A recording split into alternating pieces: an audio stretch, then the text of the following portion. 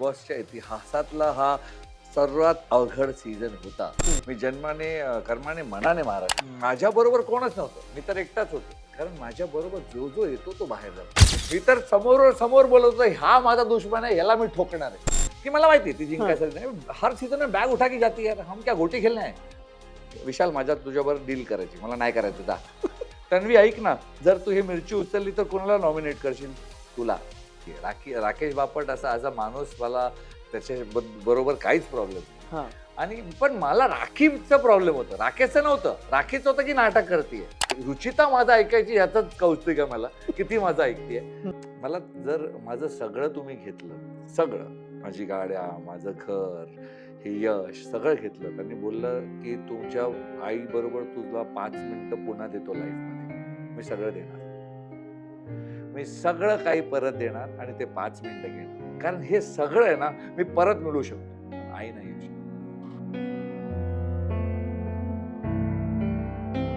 नमस्कार मित्रांनो, मी तुमचा दोस्त आणि फिल्मी होस्ट सागर तुमचं स्वागत करतो लोकमत फिल्मीवर. बिग बॉस मराठी सीझन 6 सध्या खूप गाजला, सगळीकडे चर्चा झाली. पण मुळात ज्याची जास्त चर्चा झाली ती म्हणजे टोळीची. पण ह्या टोळीचा जो फाउंडर होता, ज्याने ही टोळी निर्माण केली, तो आज आपल्या सोबत येतो, म्हणजे विशाल कोयटेन. प्लीज विशाल, स्वागत आहे लोकमत नमस्कार फिल्मीवर. नमस्कार नमस्कार. जय महाराष्ट्र. जय महाराष्ट्र. क्या बात आहे विशाल, तुझ्याकडे म्हणजे भेटल्या क्षणी तुला एक अशी वाईब मिळाली ना की क्या बात आहे. आणि खूप अभिमान वाटतो की तू खरा मुंबईकर आहेस, की पहिलाच जय महाराष्ट्र म्हणून आमच्या प्रेक्षकांना जागा केलंयस. विशाल, 100 दिवस पूर्ण झाले बिग बॉस मराठी सीझन 6 चे. कसा होता हा प्रवास? काय काय अनुभव घेतला विशाल कोठी यांनी या प्रवासातून? अरे खूप अवघड होता सीझन. बिग बॉस पण बोलले की बिग बॉसच्या इतिहासातला हा सर्वात अवघड सीझन होता. तर प्रवास एवढं सोपं नव्हतं. खूप अडचणी आलीत, खूप उतार चढाव आला. जीवनासारखं होतं बेसिकली. हा प्रवास जीवनासारखं होतं माझ्यासाठी. थोडं जास्तच अवघड होतं, कारण टोळी तर बनवली, पण एक एक करून टोळी तुटली हो. सगळे सोडून गेले आणि एकटा पडलो आणि एकटा लढलो. आणि जसं माझ्या एवीचे एक लास्ट लाईन होतं, माझं जे एवी दाखवलं त्याच्यात, की तुम्हाला असं वाटलं की तुम्ही पडलात, पण तुम्ही पडलात नाही, तुम्ही लढलात. तर तसंच होतं माझी जर्नी आणि खूप मजा आली.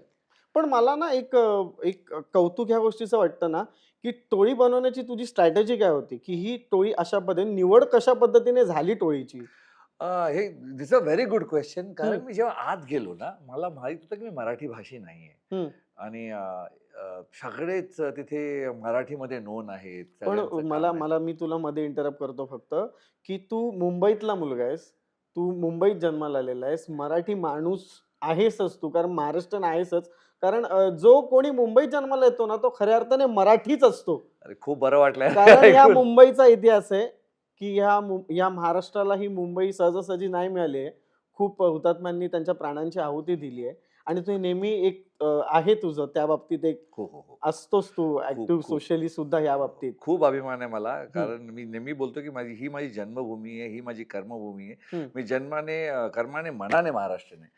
आणि जे दिलंय ते महाराष्ट्रानेच दिलंय. हं, मी महाराष्ट्राच्या बाहेरच खूप कमी गेलोय. हं, तर काय होतं ना, जर महाराष्ट्राच्या लोकांनी मला महाराष्ट्रीयन नाही मानलं, तर कोण? मी दिल्लीला जाऊन तर दिल्लीवाला होणार नाही. हं. बंगलोरला जाऊन बंगलोरचा होणार नाही. हेच माझं सगळं जे आहे ते महाराष्ट्रच आहे. आणि म्हणून खूप असं थोडं पण असं मनात होतं, की माझं सरनेम कोटियन आहे. बाकी सगळे महाराष्ट्रीयन आहेत तिथे. म्हणून कदाचित माझ्यासाठी खूप अवघड होणार, मला वेगळं ठेवलं जाणार, पण तसं काही झालं नाही. हं. उलट सगळ्यांनी लोकांचं प्रेम मिळालं हो, तुला, हो, हो, रसिका हो. आणि प्रेक्षकांचं. खूप, खूप, खूप आभार आहे. म्हणून हे एक डाऊट होतं फक्त मनात. हं, आणि मग तिथे गेल्यावर मला असं वाटलं, की आधी मी एक ग्रुप बनवतो. हं, आपल्या माणसांचा एक ग्रुप बनवतो आणि मग बघूया. कारण मला एक साथ भेटेल. हं, इथे मी आलोय, कोणच मला एवढं हिंदीत जेव्हा गेलो होतो सगळे ओळखत होते मला. मराठीत एक राकेश ओळखत होता, दीपाली ओळखत होती, सोनाली ओळखत होती. त्यानंतर जे लोकं होती ते मला एवढं त्यांनी विशाल कोरेलला पाहिलेलं, हं. पण एवढं ओळखत नव्हती. आणि मला असं वाटलं की मी ग्रुप बनवतो आणि हे ग्रुप जेव्हा बनवायला सुरुवात केली, मला जर पाहिजे असतं तर राकेश बापट, दीपाली, सोनाली यांचं ग्रुप बनवलं असतं. जास्त फेमस, मला ओळखतात म्हणजे. पण मी हं. तसं केलं नाही. मला एक ट्रस्टचं ग्रुप पाहिजे होतं, भरोसेचं ग्रुप पाहिजे होतं. आणि ही 5 लोक एकत्र आली. मी त्यांना नाही घडवलंय. म्हणून मी बोलतोय की टोळी भलेही मी चालवली आहे, पण ती घडवली मी नाहीये. 5 लोक राधा, रोशन, रुचिता, अनुश्री आणि मी हे एकत्र आलो आणि ते मुठ्ठीसारखं एकत्र झालो आणि स्ट्रॉंग झालो. तर मी त्यांना एकत्र आणलं नाहीये. ते आले टोळीत, एक फॅमिली बनली आणि मी नेहमी बोलत आलोय की टोळी ही एक भावना आहे. ती कधीच नाही संपणार. जेव्हा जेव्हा मराठी बिग बॉस सीझन 6चं नाव घेतलं जाईल, तेव्हा टोळीचं नाव कोणीही विसरणार नाही. हे तू ग्रँड फिनालेला पण बोलला होतास. पण टोळीच्या त्या सदस्यांनी, तुझ्या साथीदारांनी तुला तशी साथ दिली असं तुला वाटतं का? जेव्हापर्यंत होते तेव्हापर्यंत दिली आणि अनुश्रीने तर एंड पर्यंत दिली.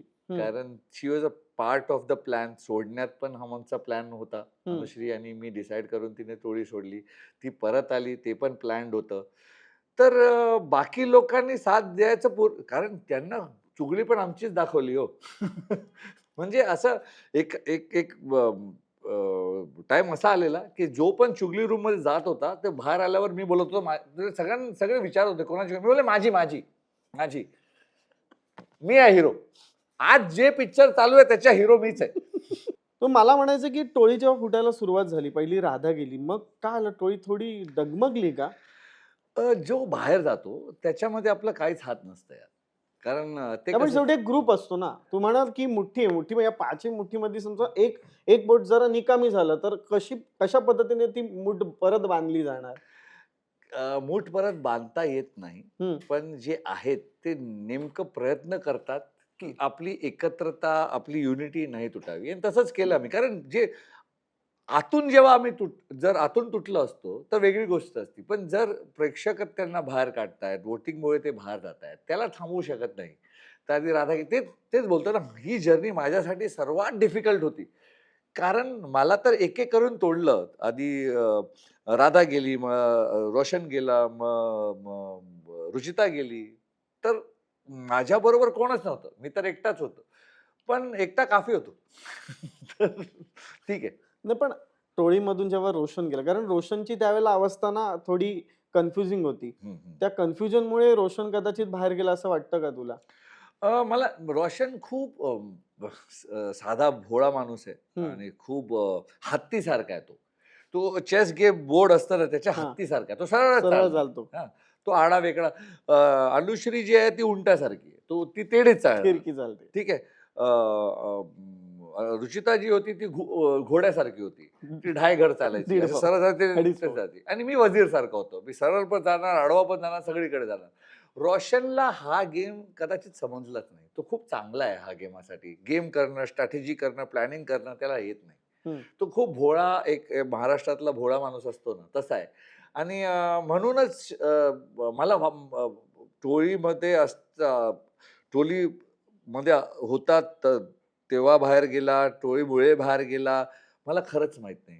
कारण जेव्हा हे सगळे एक-एक करून जात होते, मला कधी असं वाटायचं कधीतरी, की यार माझ्या बरोबर आहेत म्हणून तर नाही बाहेर जातायत. कारण मी नेहमी एक गोष्ट सांगतो, की मी इथून गेम खेळायचो, पण नाती इथून बनवायचो. तर इथून वाईट वाटायचं त्यांच्यासाठी, की माझ्या बरोबर आहेत म्हणून तर वाईट नाही, बाहेर नाही जात आहेत. मग एकटा बसून विचार करायचो, की आता मला नाती नको आहेत. कारण माझ्याबरोबर जो येतो तो बाहेर जातो. का जातो, कशासाठी जातो मला माहीत नाही. कारण मी तर प्रामाणिकपणे मी रोशनला 2दा उमेदवारी दिली आहे. रुचिताला कॅप्टन्सीची उमेदवारी दिली आहे. अनुश्रीला कॅप्टन्सीची उमेदवारी दिली आहे. तर मी तर माघारच घेतलाय. त्यांनाच पुढे केलंय. पण तरी जेव्हा ते बाहेर जात होते, त्यांचं इंडिव्हिज्युअल गेम नाही दिसत होतं. आणि टोळीलाच नेहमी बोलायचे आणि टोळीलाच असं बोलायचे, की तुमचं इंडिव्हिज्युअल काय म्हणजे जे दुसरं ग्रुप होतं त्यांचं इंडिव्हिज्युअल गेम कसं दिसायचं, ते काय करायचं हे माहीत नाही. पण जेव्हा असं बोललं गेलं तर वाईट वाटायचं. मग एकटं पडलो आणि मग विचार केला, की ठीक आहे ना, मी तर आहे ना, मला काढून दाखव. ते विचार आला, की ठीक आहे ना, सगळ्यांना काढलं ना, आता मला काढून दाखव. मग लोकांचं असंही म्हणणं होतं की विशाल आहे ना त्यांच्या खांद्यावर बंदूक ठेवून गोळ्या झाडतो. तेच मी बोलतो ना, कुठल्या एपिसोडमध्ये 10 आठवड्यात रोशनला 2दा, अनुश्रीला 2दा, रुचिताला 2दा मी उमेदवारी दिली आहे कॅप्टन्सीची. कारण मी जसं उमेदवारीला आलो, सगळ्यात आधी मलाच काढायचे बाहेर. अभि त्यांना मी कॉम्पिटिशन वाटायचो किंवा मला भ्यायचे, स्ट्रॉंग कंटेंट. मलाच काढायचे आणि ते ठीक आहे. हम्म. मी पण असतो तर स्ट्रॉंग कंटेंडरलाच काढलं असतं, ते गेम आहे. पण मला माहित होतं की मला काढणार आहेत म्हणून रोशन दोनदा कॅप्टन्सी फायनली उमेदवारात होता. एकदा जेव्हा राकेशने रद्द केलं तेव्हा अनुश्री पण होती. अनुश्रीला दिलं. रुचिता डायनासोरचा टास्क होता. मीच सांगितलेलं रोशनला सांगितलेलं की रुचिताला ठेव, मला बाहेर काढ. रोशन बोलला, भाऊ नाही पण अण्णा नको. बोला तू रुचिताला ठेव, मला बाहेर काढ. असं कोण बोलतं? या गेम मध्ये सगळ्यात इम्पॉर्टंट असते कॅप्टन्सी आणि मी कॅप्टन्सी देतोय कारण मला माहिती आहे की यांना पुढे न्यायचंय मला. तर मी त्यांचा फायदा म्हणजे देऊन फायदा कसा नाही, पण उठवतो? त्यांना देऊन पण फायदा तुझाच होणार होता ना. ते कॅप्टन झाले, तेही तसेही तुझेच ऐकणार होते. तर त्याच्यापेक्षाही बेटर नाही की मीच कॅप्टन झालो. बेटर काय की त्यांना देऊ. ते अनुश्री कधी पलटली ना. अनुश्री स्वतःचा गेम खेळतेच आहे. हम्म. त्यांना देऊन मी त्यांच्यावर भरोसा करू. तुम्ही म्हणतात ते बरोबर आहे. त्यांना घेऊन पण बॅक सीटने कॅप्टन्सी चालवली असती, हे तुमचं म्हणणं आहे. हम्म. पण बेटर काय, त्यांना देऊन बॅकसीटने कॅप्टन्सी चालवायची की स्वतः कॅप्टन होऊन पुढे जाऊन लोकांची वाट लावायची? तर बेटर तर हेच आहे. पण मी कधीच आणि कुठल्या गेम मध्ये मला त्या लोकांच्या मागे येऊन तू खेळतोयस, पण कुठल्या गेम मध्ये मी मागे खेळलो? मी तर फ्रंट फूटवर, मी तर समोर बोलत होतो, हा माझा दुश्मन आहे, याला मी ठोकणार आहे. मग माघार कसं झालं? मी कधीच केलं. मग ही जी तुझी स्ट्रॅटर्जी आहे, ही विशाल कोटेंची स्ट्रॅटर्जी का बिरबलची स्ट्रॅटर्जी तू वापरली? हे दोघांची आहे. हा. विशाल कोटेन जे बिरबल कडून शिकलाय त्याची कशी strategy. म्हणजे काय? एखादा किस्सा सांगा मला, की ह्या टास्कच्या वेळेला मला असं वाटलं की असं करायला पाहिजे होतं आणि ते तसं घडलंय. ती स्ट्रॅटेजी वापरून काय होती ती स्ट्रॅटेजी? नाही, खूप टास्क होते ज्याच्यामध्ये असं घडलंय आणि मी असं खेळलोय खूप टास्क मध्ये आणि ते लांडगा टास्क होता. हा, लांडग्याचा आता. लांडगा टास्क होता तेव्हा मी तेव्हा तन्वीलाच सपोर्ट करत होते. फर्स्ट टास्क होता. फर्स्ट टास्क मध्येच तुम्हाला सांगतोय, जेव्हा ओमकार मला मागून पकडणार होता, मला माहित होतं तो मला पकडणार आहे. असं हे माहिती होतं? माहिती होतं मला. हा. तर क्या होतं ना, जेव्हा तुम्ही बिरबलची स्ट्रॅटेजी आहे की जेव्हा तुम्ही अटकता तर तुम्ही समोरच्याला पण अडकवा आणि जे उरलेले आहेत त्यांना सांगा, ह्याला वाटतं की ह्याने मला अडकलंय, मी याला अडकवतोय, तुम्ही जाऊन करा. तर मला माहित होतं ओमकारने, त्यांचा स्ट्रॉंगेस्ट प्लेअर कोण होता? ओमकार. ओमकार. आमचा स्ट्रॉंगेस्ट प्लेअर कोण होता? मी. तर समोरासमोर कॉम्पिटिशन केलं असतं तर इक्वल झालं असतं. बहुतेक ओमकारला चान्स जास्त होता त्या उचलायचा. पण त्याने मला लॉक केलं, म्हणजे तो कुठेतरी असं त्याला वाटलं की मी त्याच्यापेक्षा स्ट्रॉंग आहे म्हणून त्याने मला अडकवलं आणि मी सिंपल गेम केला. आमचे जे उरलेले आहेत त्यांना मी सांगितलं हा मला अडकवेल, बाकी जे उरलेले आहेत त्याच्यामध्ये माझी टीम जास्त स्ट्रॉंग आहे, तर मी ह्याला अडकणार, मी ट्रायच नाही करणार सुटायचं. आम्ही दोघे अडकलो, तुम्ही घ्या. आणि तसंच ते टास्क जिंकले. जर ओंकारने फेअर कॉम्पिटिशन केलं असतं तर बहुतेक ते जिंकले असते, मी नाही जिंकलो असतो. असं खूप सारे टास्क आहे. जेव्हा मिरची टास्क होता, मिरचीचा जेव्हा टास्क होता, मला माहित होतं की संकेत तिथे उभा आहे. संकेत, संस्कृती आणि दीपाली आहे. ठीक आहे. मला माहित होतं की जर दीपालीने उचललं तर ती आज जाऊन माझा उमेदवारातून काढणार आहे फिनालेचं. मी पहिल्या आठवड्याचं सांगितलं जेव्हा बिरबलनी ती अपलवली आणि 10व्या आठवड्याचं तुम्हाला सांगतोय, तेव्हा माहित होतं की दीपाली जर म्हणजे मला घेऊन येणार आहे. संकेतने जर उचललं तर तो आज जाऊन फसणार आहे माझ्या आणि अनुश्रीमुळे. उरली कोण? संस्कृती. जर संस्कृतीने उचललं ती नक्की जाऊन अनुश्रीचं नाव घेईल. तर मी संकेतला फक्त एवढं बोललो, तू अंदर जाके क्यों फस रहा है? तू आज जाऊन का फसतोय? कुणाला असायला उचलू दे जे आज जाऊन नाही फसणार. तेवढं बोलून मी निघालो. त्याने संस्कृतीला उचलू दिलं, कारण आज जाऊन ते अनुश्रीचं नाव घेणार आहे. तर हे अनुश्री बरोबर पण धोका नाही झाला, कारण मी असं नाही बोललोय की तू आज जाऊन अनुश्रीचं नाव घे किंवा संकेतला नाही बोललोय की तू उचलू नकोस. मी फक्त हे त्याच्या डोक्यात घातलं की तू आज जाऊन फसणार आहेस, अनुश्री किंवा माझं नाव घेणार. सायकोलॉजिकली जाम खेळलायस तर त्यांच्या तू डोक्याशी. एका असं माणसाला उचलू दे जे आज जाऊन आपलं काम करेल. सिंपल आहे ना. तर कोणाला धोका नाही झाला. हे स्ट्रॅटेजी आहे, हे डोकं वापरणं आहे. ह्याच्यात कुणाशीही धोका नाहीये, कुणालाही बॅक स्टॅबिंग नाही, कुणाचं नाव नाही घेतलं, पण आपलं काम जे आपल्याला पाहिजे ते घडवलं. And that is the strategy of the game. हे मी बिरबल करून शिकलोय की कोणाला धोका नको देऊस, कुणाला बॅकस्टॅब नको करूस, पण डोकं वापर आणि लोकांच्या मनात ते घाल जे तुला पाहिजे. मला मला ना विशाल, एकंदरीत तुझा खेळ बघून मला असं वाटतं ना, की मला असं वाटतं की तू आहे ना, जे प्रिडिक्ट करत होतास ना त्याच्यामधलं 80 ते 90% बरोबर घडत होतं. हा, काय वाटतं तुला? हे हे माझं ऑब्झर्वेशन आहे. यू हॅव या नाव काय तुझं? सागर सागर. सातपुते. मस्त मस्त ऑब्झर्वेशन आहे. कारण हे सेम मी जेव्हा बाहेर आलो, तर बिग बॉस जे क्रिएट करतात, केतन आणि प्रथमेश, हे हम्म. दोघे आहेत जे मेन आहेत आणि खूप मस्त आहेत दोघे, माइंड ब्लोइंग आहेत दोघे. आणि ते बोललेत की यार हम लोग जो सोचते थे, तू आधीच डिकोड करत होतास आणि म्हणून आम्ही ट्विस्ट घालत होतो, की तू एवढं डिकोड करतोयस बसून, आणि आम्हाला कुठेतरी राग येत होता आणि आनंद पण होत होता की यार मस्त कॉन्टेस्टंट लिया है. आणि राग येत होता की इतना प्लॅनिंग किया है, इसने तो डिकोड कर लिया. की ह्याला तर कळलंय काय करतोय आपण. हम्म. तर ते दोघी होती म्हणून आम्ही तुला कधी कधी असं इरिटेट पण करत होतो की हा दीड शाणा आहे, हा बोलतो की मला गेम कळतं. पण कळतं तर कळतं यार. आता मला जर समजतंय कुठल्या एक गोष्ट आहे जे मला दिसतंय आणि मला कळतंय, त्यात मी काय हाईड करू? जे आहे ते आहे यार. स्ट्रेट आहे, मी रिअल आहे. मी का त्याला कव्हर अप करू आणि सांगू की मला नाही कळतं? म्हणजे 100 दिवसामधले किती प्रेडिक्शन तुझे खरे ठरले? 80%. 80%. 80%. मग मी रॉंग नाही बघितलं. माझं 80%. तेवढं स्टडी आहे तुझ्या बाबतीत. 80%. 80% मला कळायचं काय करतायत, हम्म. कसं करतायत, आणि त्यात काय रॉकेट सायन्स नाही. ते गेम क्रिएट करतात इक्वली सर्वांसाठी. आता त्यात मला कळतंय आणि का कळतंय, that's my experience of life. आणि त्यात जे कळतंय ते बेटर आहे ना, आणि मी का नाही सांगू ते? जर मला जे माझा हक्काचं आहे ते मी घेईनच. त्यात काहीच मीपणा नाहीये, काहीच अहंकार नाहीये. जे मी वाईट करतोय त्याच्याबद्दल तुम्ही बोलता, की तू वाईट आहेस, तू हे आहेस, तू ते आहेस. त्याची क्रेडिट मला देता. हम्म. चांगलं करतोय त्याचं पण क्रेडिट द्या, आणि तुम्ही नाही दिलं तर मी घेईन. मला मला ना तो टोळीविषयी अजून एक म्हणायचं आहे, की राधाला जेव्हा दीपालीताई म्हणाली होती, हं, की म्हणजे ती इनडायरेक्टली म्हणाली होती, की हल्लीची जी लोक, हं, हल्लीच्या ज्या लावणी करणाऱ्या मुली आहेत त्या काय लावणी करतात, हं, की डान्स बारमध्ये डान्स करणाऱ्या डान्सर्स आणि लावणी करणाऱ्या सध्याच्या काही हं, मुली हं, या जवळपास सिमिलर आहेत. ती हं. इनडायरेक्टली राधाला म्हणाली होती, तेव्हा तू काहीतरी स्टँड का नाही घेतलास?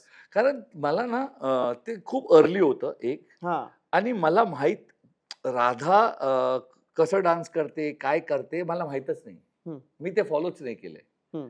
आत्ता इथून बघताना मला कळतं आणि मला स्टँड घ्यायला पाहिजे होतं, आणि मी बोलतोय मला हम्म. घ्यायला पाहिजे होतं. पण मला माहीतच नाही की ही मुलगी काय करते आणि कसं डान्स करते आणि काय करते. हम्म. मग जर मला असं माहीतच नाही तर मी कसं स्टँड घेऊ? कारण मग दीपाली येऊन जर मला बोलली असते, "तुला माहिती आहे का ही कशी डान्स करते?" काय जबाब दिला असता? मला माहीतच नाही. तर तेव्हा मला माहीत नव्हतं. पण आत्ता जर यावेळेस तिने बोलली असते आणि जेव्हा मी एवढं ओळखतो हम्म. राधाला, किंवा राधा राहिली असती आणि तिने एक्सप्लेन केलं असतं मला, की व्हॉट इज हर क्राफ्ट आणि काय करतात ती लोकं, मग मी तिला डिफेंड केलं असतं. आणि मी दीपालीला नेहमी बोलायचो, की यार कोई भी काम छोटा थोडी होता है. कोई भी काम छोटा नाही, पण नहीं ती है. तुमच्याकडे येऊन रडत होती ना राधा, असं काय नाही, करताय? नाही तू, राधा नाही. रुचिता वगैरे त्यांना सांगत होती, की माझे जे शोज असतात ते अशा पद्धतीचे शोज असतात. मी कधी असं हे केलं नाही. मग त्यावेळेला पण तू असं विचारलं का नाहीस दीपाली ताईला, की तू असं बोलणं चुकीचं नाही, वाटलं? नाही मी दीपाली नाही, नाही राधाला विचारलं, हां. की एक्झॅक्टली काय शोज करतात तुम्ही? हं. तर ती एक्सप्लेन नाही करू शकली मला. तिने ट्राय केलं, पण राधा कशी आहे ना, Radha is not very vocal. हं. तर राधाला एक्सप्लेन करता नाही आलं, की आणि I was in a zero zone. मला कन्फ्युजन होतं, की राधा नेमकं करते काय? काय डान्स करते? कसं डान्स? आता नाहीच माहितीये. हं. तर कसं कळणार? यू नो, तेच मी बोललो ना, जेव्हा मी त्या घरात गेलो, एक 3-4 लोकांना सोडून मी कोणालाच माझी आणि सागरची फ्रेंडशिप एकदम प्लॅटॉनिक आहे. मला सागर करंडे काय करतो बाहेर माहीतच नव्हतं. ओके. आता मला सगळं माहिती आहे. पण मग सागरला सुद्धा तुझी लाडकी मैत्रीण तन्वी म्हणाली होती, "तू कॉमेडी करू हो. नकोस." त्यावर मग काय रिएक्ट नाही झालास अरे तू? तेव्हा कॉमेडी करतो त्यावर माझं रिएक्शन करण्याचं स्पेस कुठे होतं? सागर फुटला तिच्यावर तधीच. त्याच्यावर मी काय जाऊ? म्हणजे जो कर रहा है सागरने तिला फाडून टाकलं तिथे. हां. मग मी काय रिएक्ट करू त्याच्यावर? आणि तू कॉमेडी करतोस, हां. हे एवढं असं काय कॉमेडी करतोस तर ठीक आहे ना, कॉमेडीच करत होता तो. हां. पण प्रोफेशनवर जाणं आणि ते सागरनेच तिला फाडून टाकलं, की माझ्या प्रोफेशनवर नको जाऊ. नंतर विचारलं, आणि मी आणि सागर आता बहुतेक एक नाटक पण करू. एकत्र नाटक एकत्र. हो, करणार हो, आहे? हो, हो. तुम्ही हो. सागर करंड्यानी हो, हो, एकत्र हो, हो. नाटक करतोय? तर नंतर मी आणि सागर एवढे चांगले मित्र झालो, तेव्हा मला, आणि तुम्ही जे बोलता ना राधाबद्दल किंवा हं. सागरबद्दल, हे खूप इनिशियल आहे. फर्स्ट 1-2 वीक्सच आहे. तर तेवढ्या एवढी नाती पण नाही बनलेली. ओके. कुणासाठी स्टँड घ्यायला, कुणा बरोबर उभं राहायला, तेवढं स्ट्रॉंग नाती पण बनायला पण हवी. विशाल एक मिनिट, आपण मुंबईकर आहोत की नाही, बरोबर की नाही? मग असं काही वाईट गोष्टी आपल्या समोर घडत असतील त्यावेळेला आपलं काय इन्व्हॉल्वमेंट असो, आपण असंही रस्त्यावर काही कोणाची भांडणं हो, चालू हो, असेल तर हो. थांबवायला जातो. मग त्यावेळेला विशाल तू एक्सपेक्टेड होतास ना की तिकडे तू नाही, नाही. स्टँड घ्यावास? 100% मी हां. खूप बोलतो ना, मी आता स्वतः बोलतो की स्टँड घेतलं पाहिजे होतं आणि मी जर तेव्हा मी स्टँड नाही घेतलं एवढं कारणाने की मला माहितीच नव्हतं राधा काय करते आणि कसं डान्स करते आणि काय. नंतर तिने मला एक्सप्लेन केलं आणि मी मान्य करतो. मला स्टँड घेतलं पाहिजे होतं, बोललं पाहिजे होतं आणि खरंच घेतलं पाहिजे होतं. पण तेच आहे, आय डिडंट नो की कुठून येतायत, पहिल्या 2 आठवड्यात काय होतंय. मला पण थोडा वेळ लागला ऑब्झर्व्ह करायला आणि जोपर्यंत मी ऑब्झर्व्ह केलं राधा बाहेर गेली हो. सेकंड ऑर्डर राधा बाहेर. तर ती असती ना, तर खूप मजा आली असती आणि I would have taken a stand for her. मग आणि सागरला कोणाची गरज नाही. मग सागर आणि विशालची काय कॉमेडी झाली आतमध्ये जरा, जी आम्हाला माहिती नाही, जी आम्ही पाहिली नाहीये? अरे, खूप मस्त आणि मी आणि सागर खूप माकडांबद्दल बोलत होतो. वरून माकडं यायची, हं. माकडं आणि मी आणि सागर माकडं बनायचो, दोन्ही. हां, ते 2 माकडं वर आहेत. हां. आता ते 2 माकडं एकमेकांशी काय काय बोलत आहे बोलत असतात? आणि मी आणि सागर बोलायचो. हां. "ये नीचे देख रे आज, ये नया लोग आया है कोई 3. हाँ, 3 नया लोग है ना? हाँ, 3 नया लोग आया है. कोई वाइल्ड कार्ड आवाज आ रहा था. कोई वो बोल रहा था प्रलय आ रहा है, प्रलय आ रहा है. प्रलय दिख नहीं रहा है. वो लड़के का नाम प्रणय है लगता है. प्रणय आने वाला है क्या? मैंने प्रलय है. तो बोलता है अरे हाँ, वो लंबे बाल वाला जो लड़का है, लंबे बाल वाला मतलब इतना इतना बाल है ना. अरे वो लड़का नहीं, वो लड़की है. लेकिन वो लड़का जैसा दिख रहा है रे. और वो दूसरी लड़की है क्या जिसका इतना इतना बाल है? अरे वो लड़का है. इधर समझ नहीं आता लड़का कौन है लड़की कौन है, सिर्फ पता है 2 लड़कियां और 1 लड़का है. तो ये नीचे इन लोग बोलते प्रलय, लगते प्रणय है इन लोग. कुछ आते ही वो क्या है चाबी बीबी. अरे चाबी मांगने का हमसे मांगने का. हम लोग चाबी लाके देता ना, एक चाबी के पीछे वो बाथरूम में भाग रहा है, वो टॉवल खींच रही है. क्या हो रहा है इन लोग का पता नहीं. चल छोड़, कल आते हो वापस, देखते हैं इनका नाटक. असं मी आणि सागर त्या घरी करायचो. डबिंग ते करत. 2 माकडं खाली बघून आमच्याकडे काय बोलत असतील. पण ना लोकांना खरंच ह्या इंटरव्ह्यू नंतर फार क्युरिओसिटी वाढेल हा तुम्हा दोघांना स्टेजवर बघण्याची. बिकॉज सागर करंडे स्टेजवरती आल्यावरती तो किंग असतो तेव्हाचा. किंग असतो. मला एक अजून एक अशी गोष्ट विचारायची की गाजराचा टास्क होता माहिती तुला? तेव्हा गाजर वरती कोणी टाकलं होतं? राकेश. राकेशने टाकलं होतं आणि तू सेटवरती चढला होतास. तेव्हा बिग बॉस म्हणाले की तुम्ही थांबा, थांबा, थांबा. काय घडलं तो किस्सा आणि तो का टास्क तसा कंप्लीट करावासा तुला वाटला? अरे कारण त्याच्या आधी राकेश जेही टास्क होतं ते रद्द करायचं. हां. तर मला आणि ते गाजर माझं नव्हतंच. माझं गाजर माझ्या हातात होतं. ते नंतर मला राखीने सांगितलं, "तेरा गाजर तेरे हाथ में है, उसका गाजर उसने ऊपर फेंका, तू ऊपर काय को चढ़ रहा था?" मी विचार केला, "हाँ यार, मेरा गाजर तो मेरे हाथ में था, मैं उसका गाजर के लिए ऊपर क्यों चढ़ रहा है?" पण त्या टास्कमध्ये असं झालं, की आज मैं हिला टास्क रद्द करायला देणारच नाही. ह्याने काही केलं ना, तर आज टास्क रद्द करायला देणार नाही. आणि तो पण एवढा शहाणा आहे, तो बोलला, "अच्छा तू मेरे को नहीं देगा, ये ले." सेटच्या बाहेर टाकलं. हां. आणि ते जिद्द निर्माण झाली, की ऐसा आणि माझ्या हातात माझं गाजर आहे. आणि मी वर चढलो, की करण का गाजर लेके आया. नाही करण खरं बोलतंय, "नहीं चलेगा, नीचे आ, नीचे आ, चलेगा. मेरा गाजर फेंक दिया, चलेगा. तेरा है, आजा." आणि त्या जिद्दमध्ये मी चढलो. नंतर खूप हसलो स्वतःवर, की यार मेरा गाजर था मेरे पास, मैं उसके गाजर के लिए एवढं चढलो. ह्या एका म्हणजे ह्या 4 वाक्यांवरती एवढ्या रील्स आणि मीम्स झालेत ना, तू बघशील तुला हं, कळेल. हं. आणि मी पूर्ण वर चढत होतो अजून सेटवर. हो, हो, अजून हो. गेलो असतो मी हो, हो. सेटवर. गेलासच तू. पण मग नंतर बाहेर येऊन मला कळालं, की मागे काहीच नव्हतं, पोकळ होतो. गाजर कुठे गेला? तू चढला असता तरी तुला भेटलं नसतं. की काहीच नव्हतं. पण खूप मज्जा आली आणि त्या रागात मी चढलो. आता बघताना खूप हसू येतोय, की क्या हो गया इतना ऊपर चढ गया. बिग बॉस मराठी सीझन 6 मधला असा कुठला कंटेस्टंट होता ज्याचा विशाल कोटेनला फार राग यायचा? की म्हणजे यार इसको क्यों इस सीझन में डाला है? संस्कृती संस्कृती का? वाईल्ड कार्ड आलेली. हं, कारण तिला गेम कधीच कळला नाही. हं. बाकी खूप सारे कंटेस्टंट्स आहेत, त्यांच्यावर राग दुश्मनीचा आहे. आणि दुश्मनीचा राग आहे ना, तो चांगला आहे. कारण दुश्मनी त्याच्याबरोबरच होऊ शकते, जो कंटेस्टंट स्ट्राँग असेल. कोण आहेत? खूप आहेत तसे. तन्वी आहे, हं, राकेश आहे. हं. मला गेममध्ये राखी मला राखीला असं वाटलेलं की हिला तर मी बॅग ही जिंकायसाठी नाही खेळत आहे, ही बॅग उचलायसाठी खेळत आहे, हिला बॅग उचलायला देणार नाही. तर तसं होतं ते, की मला माहिती आहे ती हा. जिंकायसाठी नाही. हर सीझन में बॅग उठा की जाती है यार, हम क्या गोटी खेलने आहे. तर असं होतं. तर अच्छा, हे माहित होतं तुला मागच्या सीझन मध्ये हिने असं हो, केलेलं हो, वगैरे? हो, हो हो, हो. हो.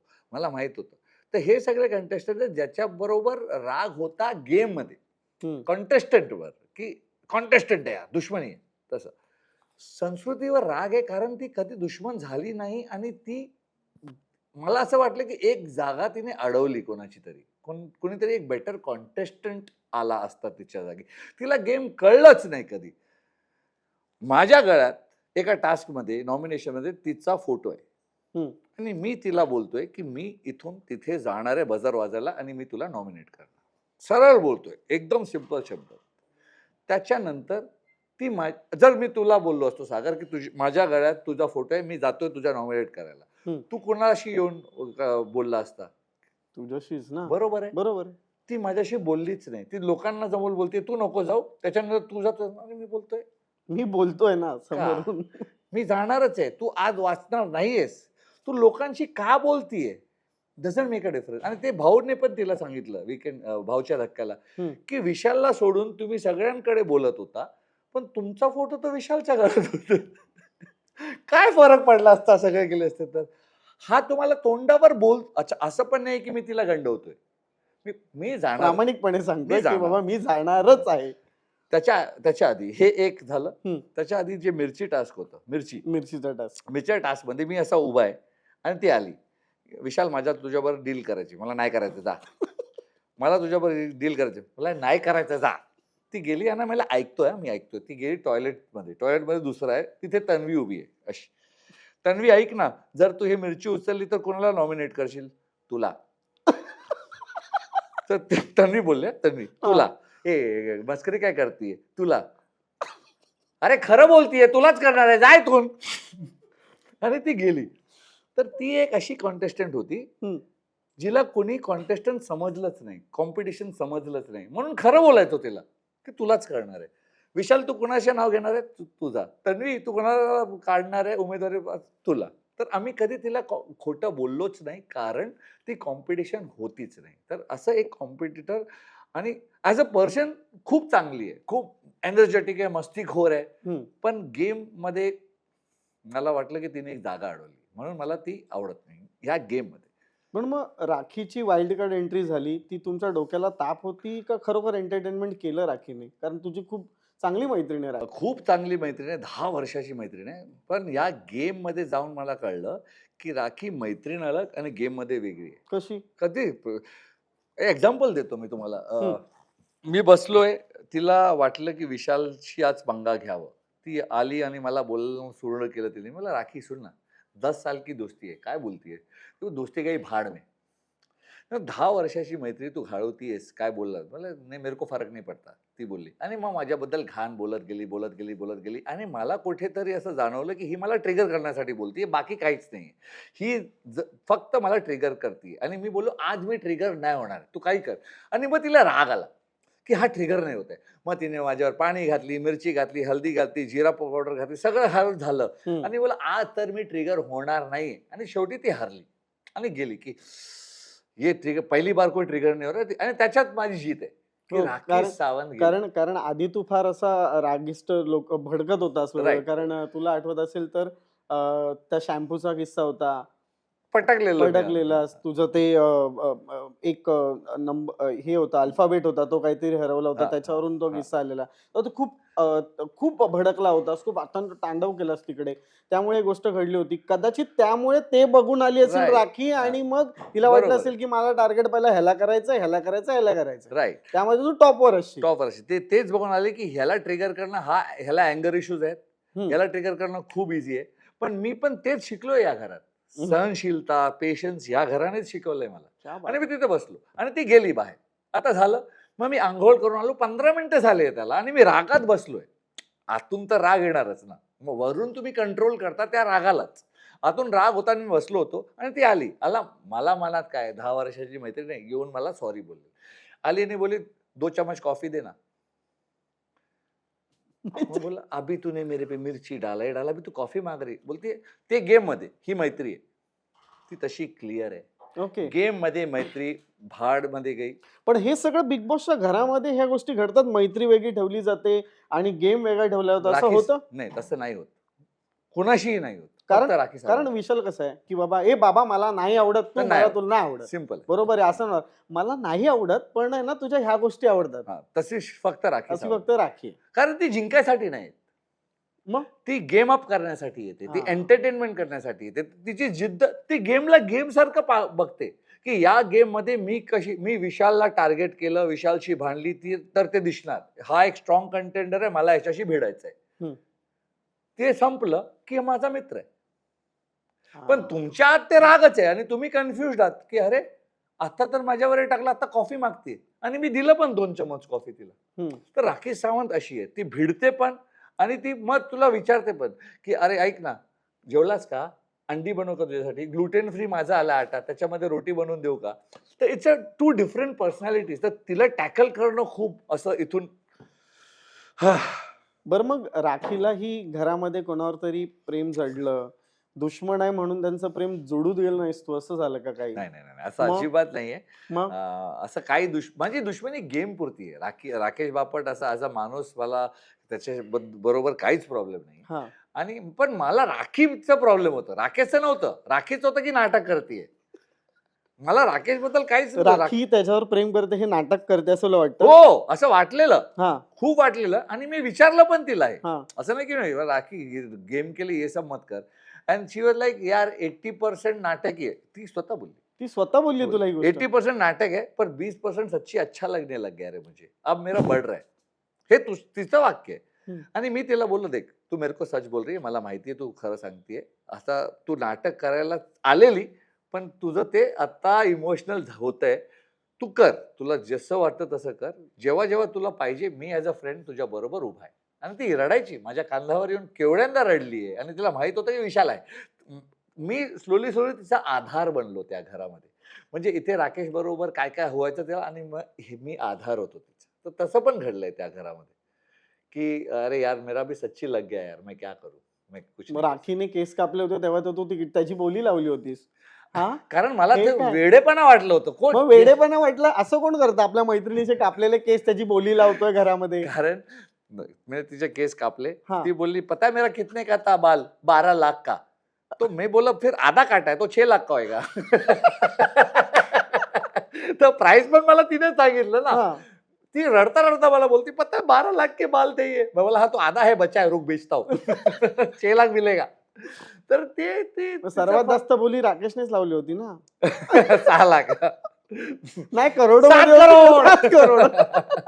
तर यार मग ती खूप तशी आहे यार खूप मग ती जेव्हा येते ना तुफान म्हणजे ती सुनामी बरोबर टायटल दिलं तर सुनामी ते गेम अप करते यार म्हणजे त्याच्या आधी ना आता आम्हाला माहिती आहे की राकेश आहे तन्वी आहे रुचिता आहे सगळे आहेत पण राखी आल्यावर ना युअर ऑन युअर टोस की आता काय करेल आता काय करेल आता काय करेल तसं होतं मग ती शी लिव्ह यू म्हणजे ती आहे की चला चला चला आता मी आले वाट लावणार आहे तर तुम्ही पण आपल्या टोजवर असता ते असतं ना इंडिया आणि झिम्बाब्वेचं मॅच इंडिया आणि कोणाचं match India Australia India Pakistan मग तुम्ही असे असताना की एक बी बॉल तर तसे तर ती तुम्हाला गुगली टाकते आणि तुम्ही कसं खेळता त्याच्यावर पण मग ह्या प्रेमाचं झालं, अजून एक प्रेम घडलं होतं आपल्या बिग बॉसच्या घरामध्ये, त्या प्रेमाचं काय झालं? त्याची लोकांना क्युरिओसिटी जाम आहे.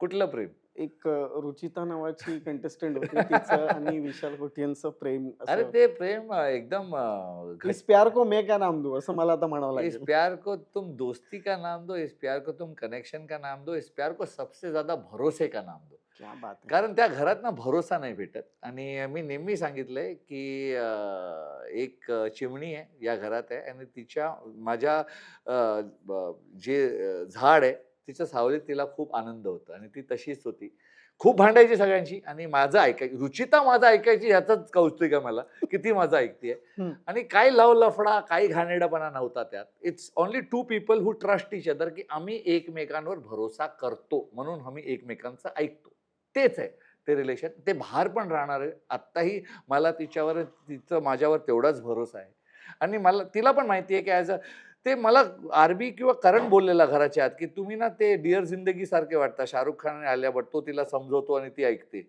आणि तसंच आहे ते. तसंच आहे लाईफमध्ये. आणि मी तिला आत्ता पण गाईड करीन. तिला कधी लागलं तर तिच्यासाठी नाही, अनुश्रीसाठी. अनुश्रीला पण मी बोललो, की तुला लग्नाला जे लागेल ते मी उभा आहे. आणि अनुश्री रोशनला मी बोललो, की I will invest in your, आत्ताच बोललो, की त्यांचं एक ब्रँड आहे महान करून. I will invest in that. तर सगळ्यांसाठी मी उभा राहणार आहे. सगळ्यांसाठी. तर असं माझं काहीच नाही. I will always be there. आणि हे टोळी सोडून बाकी जे आहेत ना, बाकीच्यांचं थोडं कमी, पण त्यांच्यासाठी पण मी उभा राहणार. टोळीचं काय इथलं नातं आहे म्हणून, बाकी सगळ्यांसाठी मी उभा राहणार. आणि एक आता फार महत्वाचा प्रश्न विचारतो. टॉप 5 मध्ये तू गेलास. टॉप 5 मध्ये गेल्याच्या नंतर महाराष्ट्रातल्या अनेक रसिक प्रेक्षकांना वाटत होतं की विशाल कोटियन विनर व्हावा. विशालने ती ट्रॉफी उचलावी आणि ती ट्रॉफी तन्वीला गेली. आणि तू जेव्हा सेकंड रनर अप झालास, जेव्हा बाहेर आलास, त्यावेळेला लोकांची रिएक्शन फार शॉकिंग होते, की लोकांना असं वाटत होतं की राकेश कदाचित बाहेर जाईल, पण तू गेलास. तो मोमेंट काय होता? आणि तेव्हा विशाल एक वाक्य म्हणाला होता की सीझन कोणाचाही असू दे, पण चर्चा टोळीचीच होणार.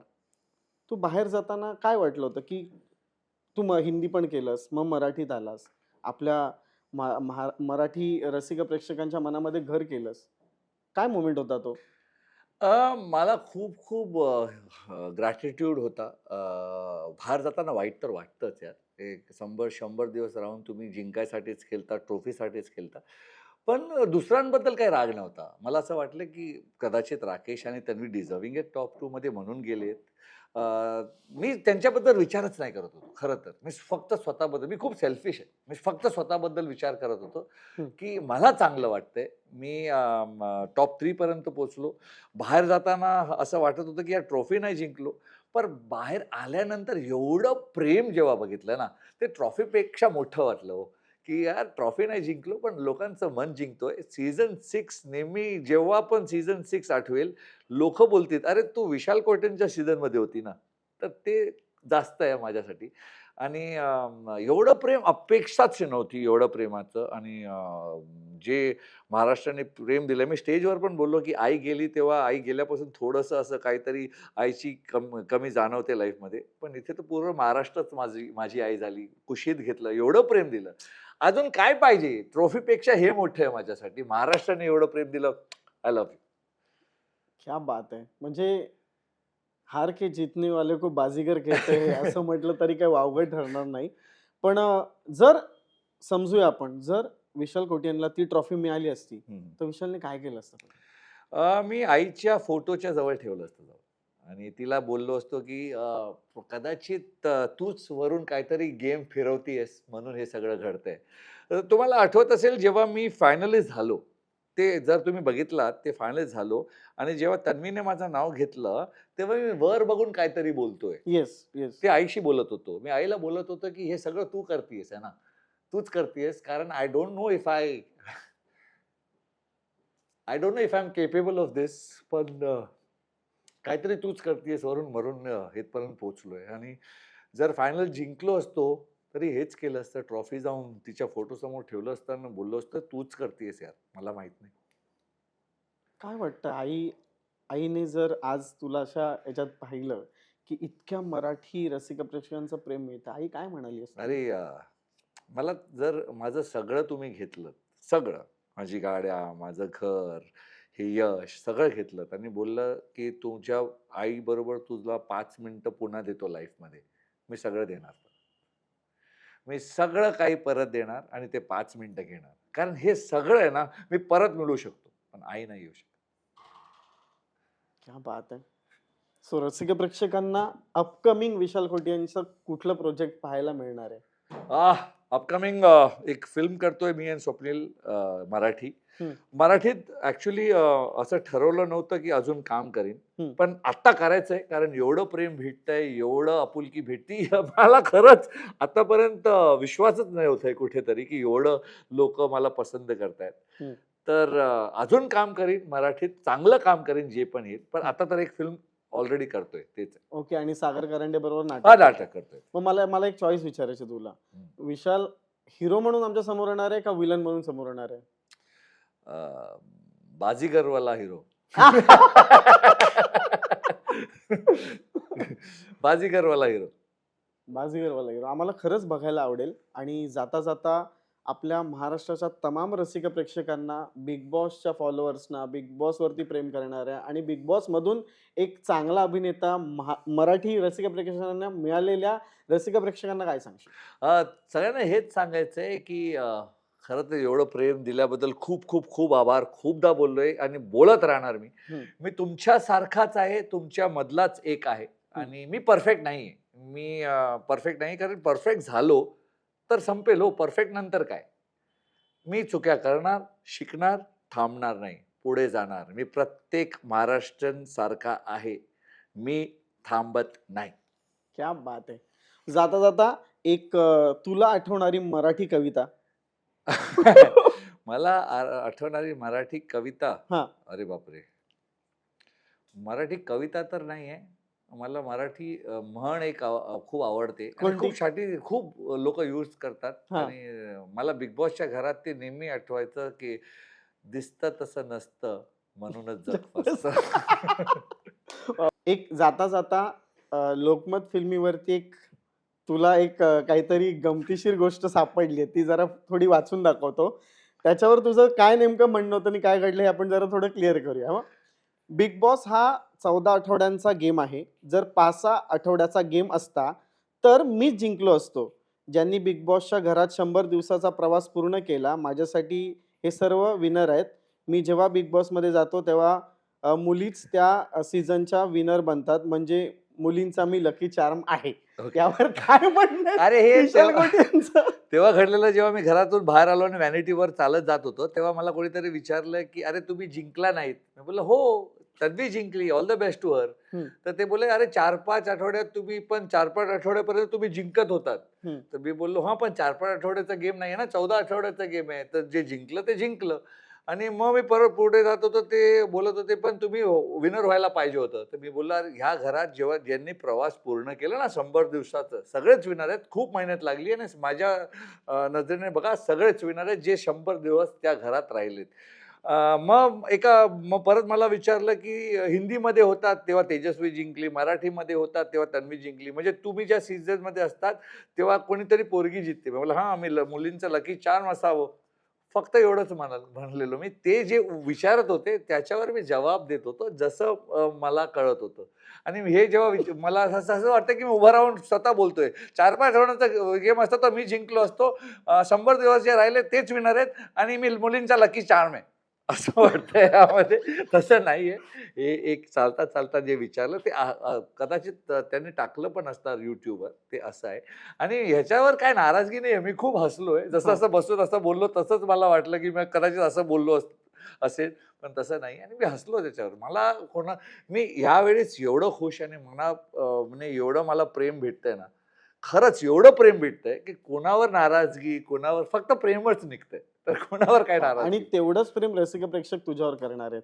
आणि खूप खूप धन्यवाद लोकमत फिल्मीशी गप्पा मारण्यासाठी. आणि तुला पुढच्या वाटचालीसाठी खूप खूप शुभेच्छा. Thank you so much. Thank you so मजा मच. आली. थँक्यू मजा सो आली. Much. Thank you. Thank you so much.